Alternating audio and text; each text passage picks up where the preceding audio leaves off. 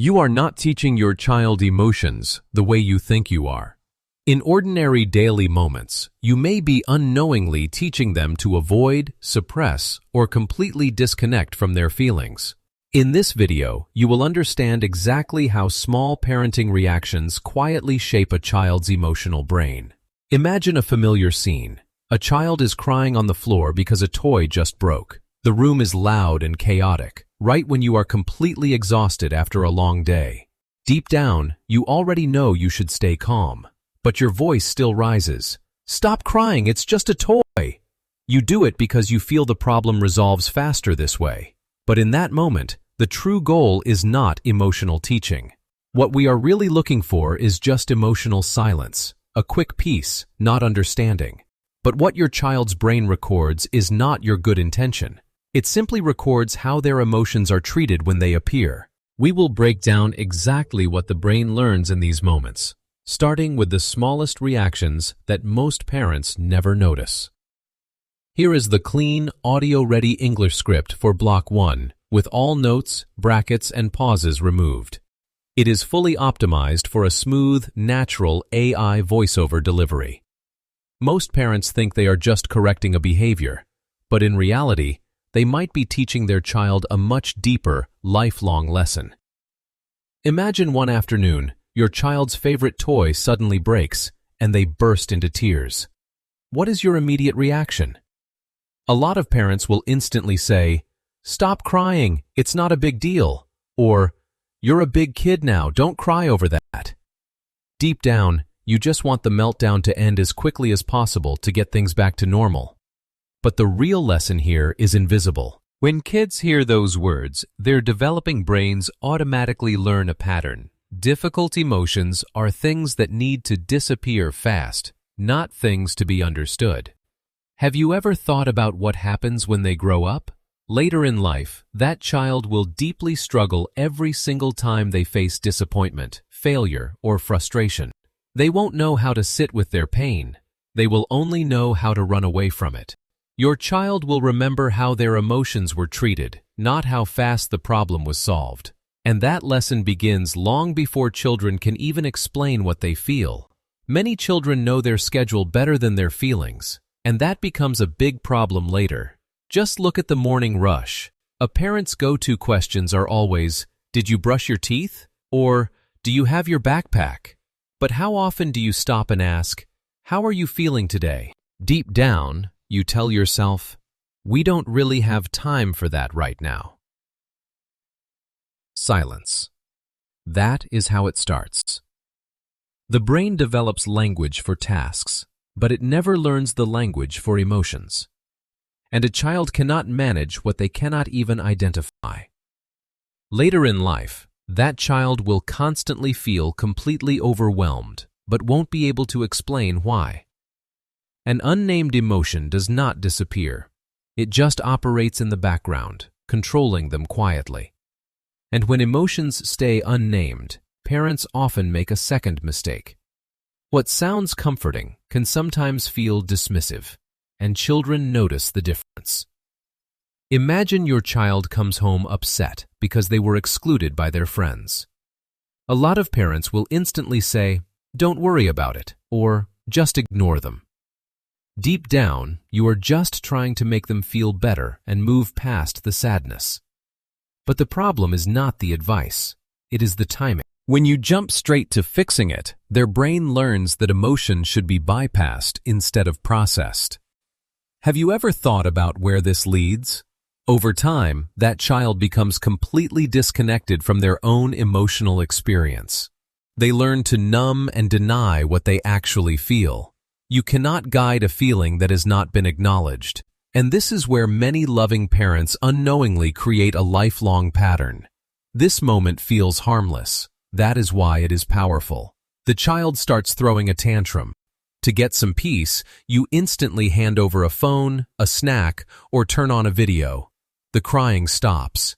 Deep down, you tell yourself, "I just need 5 quiet minutes." It worked. Peace returns instantly. But in that exact moment, their brain learns a dangerous pattern. When difficult emotions appear, escape them. What is the cost? That child grows up completely dependent on external things to soothe their inner pain. They turn to screens, scrolling, or other distractions just to avoid being alone with their thoughts. If every difficult feeling gets replaced by a distraction, the child never learns how to face one. You thought you were calming the moment. Your child may have been learning to escape it. And avoiding emotions is only half the story. Children are also watching how adults handle theirs. Children study adults constantly, every single day, especially during your most stressful moments. Imagine coming home after an exhausting day and slamming a cabinet door in frustration. But just a few hours later, when your child gets angry, you tell them, "Use your words to explain." Deep down you sigh and think, "I didn't realize they were watching." Your actions teach louder than your lectures. The brain always prioritizes observed behavior over verbal advice. What is the cost? The child repeats your stressful reactions instead of your calm instructions. You accidentally teach them to explode under pressure. Children inherit emotional habits long before they can even understand emotional concepts. But emotional intelligence is not only about managing emotions. It is also about understanding other people. A bedtime story can become emotional training, but most parents miss that opportunity. Imagine reading a book together. Instead of just flipping through the pages, you stop at a scene and ask your child, "Why do you think that character felt that way?" Deep down, you thought story time was just reading. Empathy is practiced before it appears. That single question trains their brain to step outside its own viewpoint and look through someone else's eyes. What happens without this skill? Later in life, relationships become much harder for them. They will struggle to truly connect, understand, or hold space for anyone else. Children do not automatically understand others. They learn how. And eventually, they must learn something even harder. Obedience feels good in the moment, but independence matters later. Imagine your child faces a conflict or a small problem. Instead of letting them figure it out, you immediately step in and provide the answer. Deep down, you tell yourself, "It is faster if I solve it." Convenient now, but here is the catch. In that exact moment, their brain learns dependency instead of decision-making. Have you ever thought about what happens when they step into the real world? That child will deeply struggle whenever challenges hit, and there is no authority figure around to tell them what to do. Every problem solved for a child is one less problem solved by a child. Which leads to the final question. What happens when life becomes difficult and you are not there? One day your child will face something you cannot fix.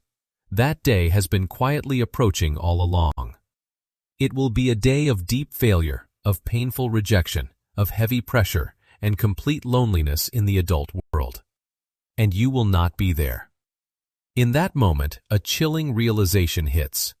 I thought those little moments didn't matter.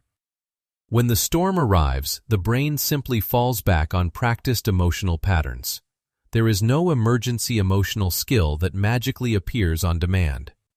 If they only practiced escaping their feelings as a child, they will break under the weight of the world.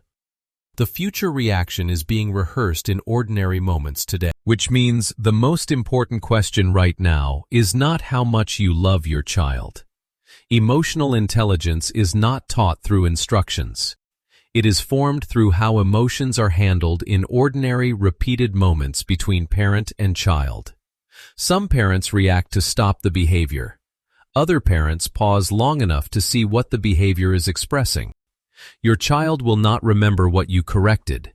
They will remember what happened to their feelings when they showed up. Write down one moment where you reacted faster than you understood your child.